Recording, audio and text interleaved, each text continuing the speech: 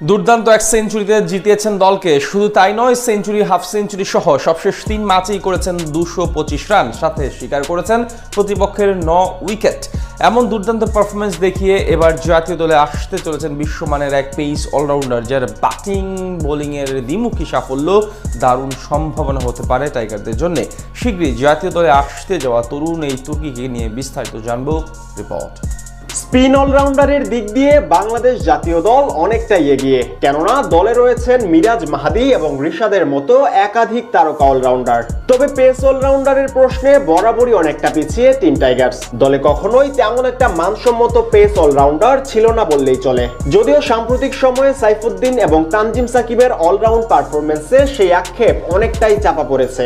তাদের সাথে এবার যুক্ত হতে চলেছে আরও এক বিশ্বমানের পেস অলরাউন্ডার, যার আগমনে নতুন দিগন্ত উন্মোচিত হতে পারে দেশের ক্রিকেট অধ্যায়ে। বলছিলাম বাংলাদেশ অনূর্ধ্ব-19 দলের অলরাউন্ডার রিজান হুসাইনের কথা। দুর্দান্ত ব্যাটিং এর পাশাপাশি ডানহাতি মিডিয়াম পেস বোলিং এও এক কথায় অসাধারণ এই খুদে টাইগার। সম্প্রতি একের পর এক ম্যাচ উইনিং পারফর্ম করে সবার নজর কেড়েছেন তিনি। এমনকি গেল দিনই তার দায়িত্বশীল সেঞ্চুরির সুবাদে ৮৭ রানের বিশাল এক জয় পায় বাংলাদেশ দল।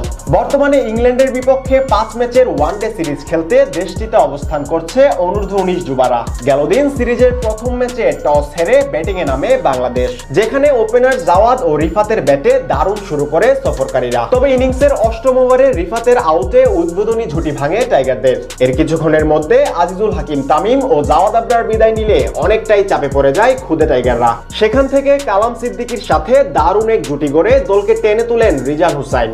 দুজনের ব্যাটে একটু একটু করে এগিয়ে যেতে থাকে সফরকারীরা। তবে ৮৪ বলে ৬৮ রানের ইনিংস খেলে বিদায় নেন কালাম। ইংল্যান্ড বোলার মিন্টুর বলে ভাঙে দুজনের ১৪৮ রানের জুটি। এর পরের বলেই আউট হন আব্দুল্লাহ। বিপরীতে ভালো শুরু পেলেও টিকতে পারেননি রাতুলও। ফলে শেষ দিকে শাহরিয়ারের সাথে জুটি গড়েন রিজান। ১ ছক্কা ৯ চারে ১০০ বলে ১০০ করেন এই তরুণ। এদিন তার সেঞ্চুরির সুবাদেই ২৯২ রানের পুঁজি পায় বাংলাদেশ।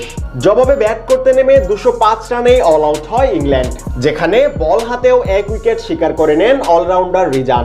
এর আগে সবশেষ ত্রিদেশীয় সিরিজের ফাইনালেও চমক দেখিয়েছেন এই পেস অলরাউন্ডার, যেখানে সাউথ আফ্রিকার বিপক্ষে ব্যাট হাতে ৯৫ রান করার পাশাপাশি বল হাতে মাত্র ৩৪ রান দিয়ে শিকার করেছেন ৫টি উইকেট। তার এমন অবিশ্বাস্য পারফরমেন্সে শিরোপা নিয়েই ঘরে ফিরে টাইগার যুবারা। এছাড়া এর আগের ম্যাচে জিম্বাবুয়ের বিপক্ষে ৩০ রান করার পাশাপাশি মাত্র ৯ রান দিয়ে ৩ উইকেট শিকার করেন এই পেস অলরাউন্ডার। সব মিলিয়ে সবশেষ ৩ ম্যাচে ২২৫ রানের সাথে ৯ উইকেটের এই চমকই বলে দেয় পেস অলরাউন্ডার হিসেবে তার সক্ষমতা বিশ্বমানের। ফলে খুব শীঘ্রই জাতীয় দলের সুযোগ আসতে পারে তার সামনে, যে পথে অনেকটাই এগিয়ে গেছেন তরুণ এই তুর্কি। এমনকি সবকিছু ঠিক থাকলে রিজানের হাত ধরেই ঘুচতে পারে টাইগারদের বিশ্বমানের পেস অলরাউন্ডারের দীর্ঘদিনের ঘাটতি।